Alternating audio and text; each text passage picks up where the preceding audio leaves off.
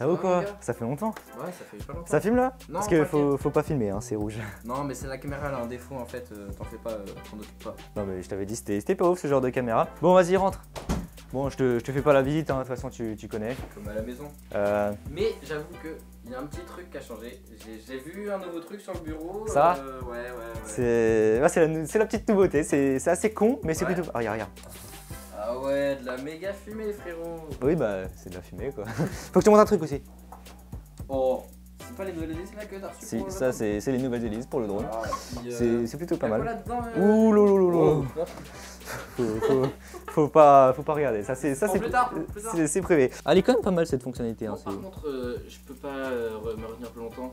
J'ai quand même vu un petit truc quand je suis arrivé dans le studio. Ah ouais. C'est pas mal. C'est le dernier. Ouais, c'est le dernier.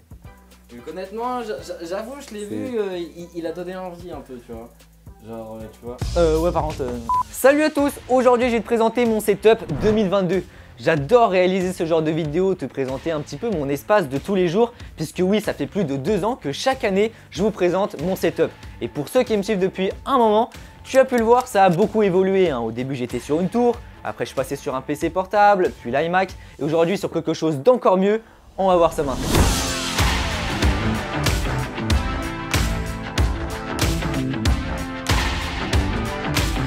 On va commencer du plus petit au plus gros, en l'occurrence les périphériques.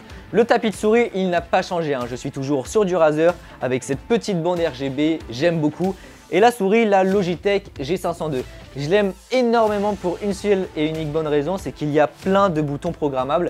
Et donc par exemple, en faisant du montage, ça me permet de gagner un temps fou. Sur DaVinci Resolve, pour faire un cut, au lieu d'appuyer sur commande B, et bien là directement j'appuie avec mon pouce, qui visiblement ne marche plus trop. J'ai programmé plus d'une dizaine de macros, c'est génial. Le clavier sans fil, celui-ci est temporaire, mais j'ai acheté d'occasion le clavier Apple, il arrive très bientôt. Pourquoi je le garde pas celui-là? Simplement parce que de base c'est un clavier Windows et donc forcément il y a plein de touches que je ne peux pas utiliser. Derrière un deuxième clavier, c'est le Speed Editor de Blackmagic. C'est un clavier qui est spécialement conçu pour le logiciel de montage DaVinci Resolve que j'utilise. Et c'est donc super pratique puisque j'ai tous mes raccourcis dessus. Encore derrière, j'ai un troisième clavier, celui-ci est un petit peu particulier et c'est super connu, c'est le Stream Deck et ça me permet de faciliter l'organisation des lives et des transitions. Le casque, je suis toujours accompagné d'une référence, le BT770 Pro 32 ohms de chez Boyer Dynamic. C'est un casque studio, le gros avantage c'est qu'il est très abordable et il apporte un son neutre. Allez, cette fois-ci on passe à du lourd. Comme tu l'as vu, j'ai revendu l'iMac. Et il me fallait donc un bel écran principal qui puisse le remplacer. Le problème c'est que mis à part Apple et les télé OLED, chose qui n'est pas du tout dans mon budget, et bah sur le marché il n'y a pas vraiment de choix. Et je suis donc parti sur un écran 32 pouces BenQ EW3280U. Pour faire simple, cet écran c'est le meilleur rapport qualité-prix que tu puisses trouver si tu cherches un écran 32 pouces pas cher pour faire du montage photo, vidéo. Il a une bonne luminosité, il est certifié à 95% DCI-P3. À l'arrière, on a toutes les connectiques qu'il faut, même de l'USB-C Power Delivery. Et chose qui est plutôt cool, c'est qu'on a une petite télécommande. Alors, on s'en fout un petit peu, mais c'est sympa, ça me permet de régler rapidement la luminosité de l'écran. Franchement, cet écran 32 pouces, j'en suis super content. Je pense que c'est vraiment la taille parfaite qu'il me fallait. Il est vraiment beau et neutre. Alors c'est sûr qu'on n'est pas du tout au niveau d'une télé OLED ou d'un écran Apple, mais c'est tout de même vraiment pas mal. Tout ça est fixé sur un bras articulé que j'ai depuis 4 ans. Alors je sais que beaucoup de personnes me demandent la référence, mais malheureusement je crois qu'il n'est plus produit. Tout ça nous amène au PC ou plutôt au Mac. Je l'ai teasé sur Insta, ça fait maintenant quelques semaines que je l'utilise et c'est juste une tuerie.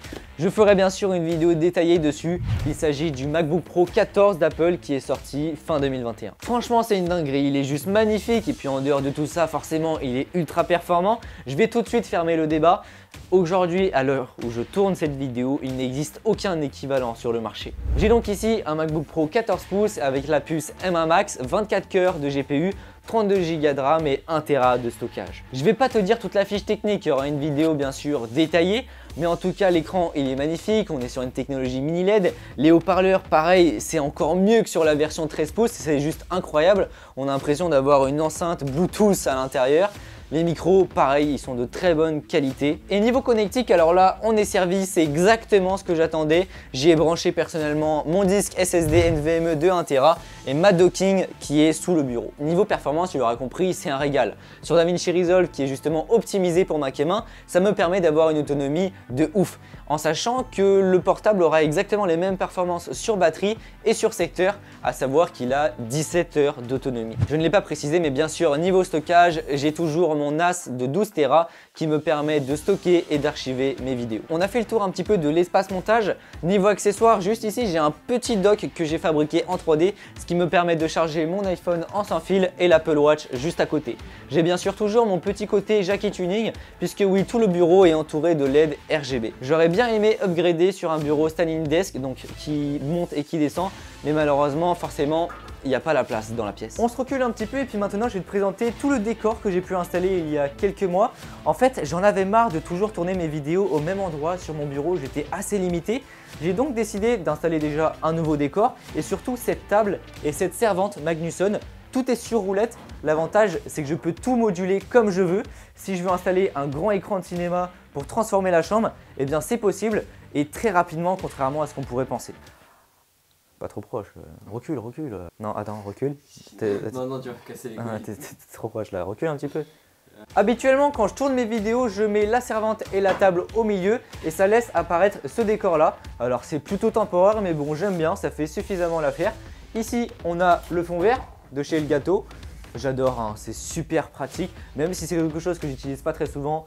Quand je l'utilise, bah c'est super. À ma droite, le studio photo, alors il n'a pas changé, hein, c'est le même que l'année dernière, mais c'est tellement pratique. C'est vraiment, je le recommande à tout le monde, ça coûte pas très cher.